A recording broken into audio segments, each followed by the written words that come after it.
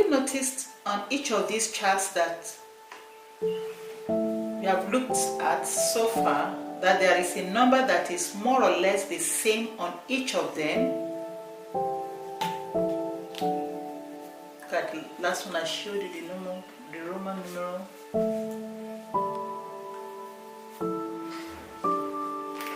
Do you notice any number that is they have in common, the representation?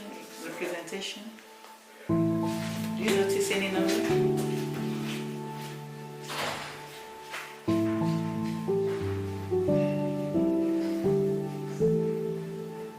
Let me get the other one.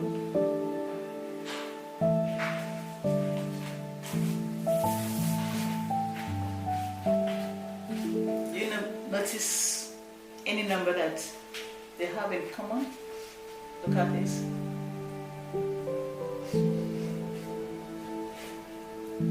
I'm sure you can see the number 1. It's about the same, more or less, in each of the charts.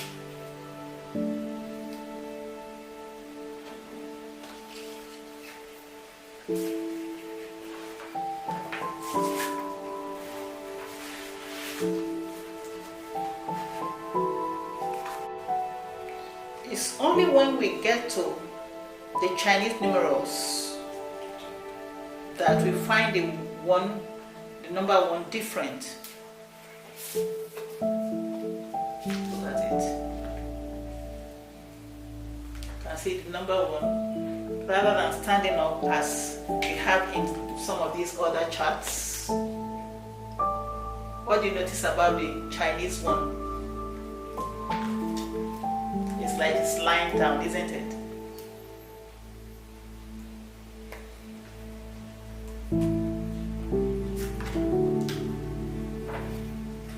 Now, if I were to write the Chinese number for 1,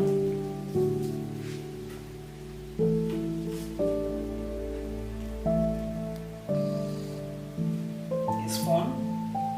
If I were to write the Chinese number for 2,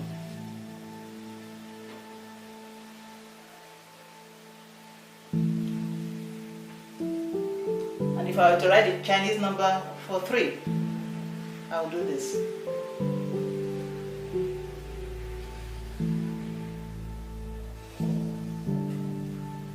Right? Now, so first, now look at, I have my 2 for Chinese.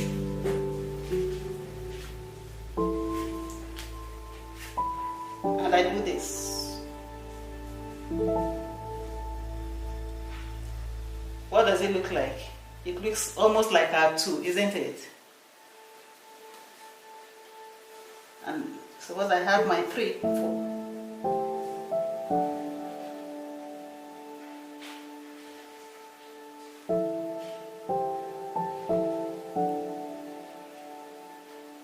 And I join them this way.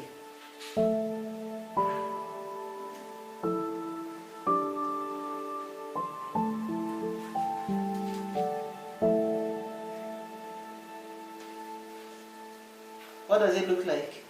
It almost looks like a 3, isn't it?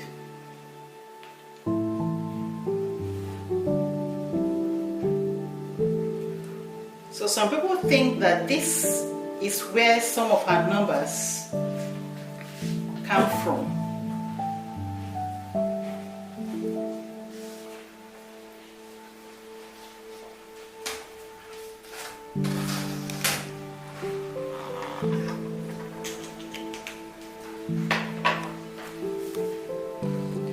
Well, the numbers that we use, where do they come from? The first findings that we have been for our signs for numbers are carved into the side of a cave in India. They were apparently made over 2,000 years ago. They are similar to the numbers we write, but the numbers that we write are called Arabic numerals, and yet the Arabs never used them. That's a bit strange, isn't it? What we think happened is that the people from India traded with the Arabs. The Arabs were big merchants, and they did a lot of buying and selling of things. So the Arabs bought food and clothing and books from the Indian people and took them back home with them. Among the books was one on arithmetic, and the people who were doing the buying and the selling thought that this looked like a very clever system. We know that it got passed onto Europe because there was a page found in a book in Europe written in 976 AD showing symbols for numbers that looked very much like those symbols carved into the cave in India. So the numbers that we use came to us through the Arabs, even though the Arabs didn't use them. And that's why they have been called the Arabic numerals. Now this is the page that was found in 976 AD in Europe. You can see, and it's read from right to left.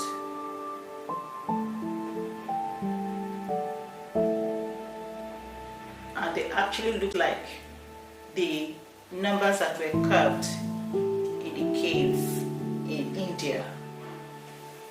You can see it's very much like the numbers we use, sort of. And this was found in 976 AD.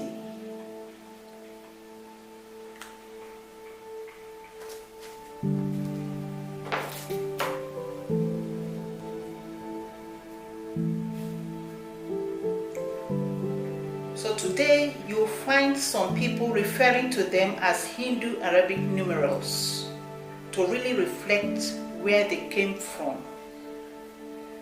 During all of the years when things were just written by hand, numbers, letters, they tended to look quite different. Different people would write them differently. It's only been since books were being published that the way we write numbers has started to look more or less all the same. They have become standardized. There's another interesting thing that I want to tell you about those numbers from India. Do you remember in your primary class or in your preschool class playing the zero game? When you were told to jump up 0 times, walk to the door 0 times. Well, the Roman numerals didn't have a 0, but the Indian numbers did have a 0. And that meant that you could write any number you wanted just with those 9 numbers. 1, 2, 3, 4, 5, 6, 7, 8, 9, 0. You just have to make sure that you put the 0 in the right place. It's a very easy system. Much easier than some of these other systems that you have seen. Once again, we have someone somewhere to be thankful to for coming up with this easy number system that we use today. We'll talk more about our numbers another day. That's my story for you today.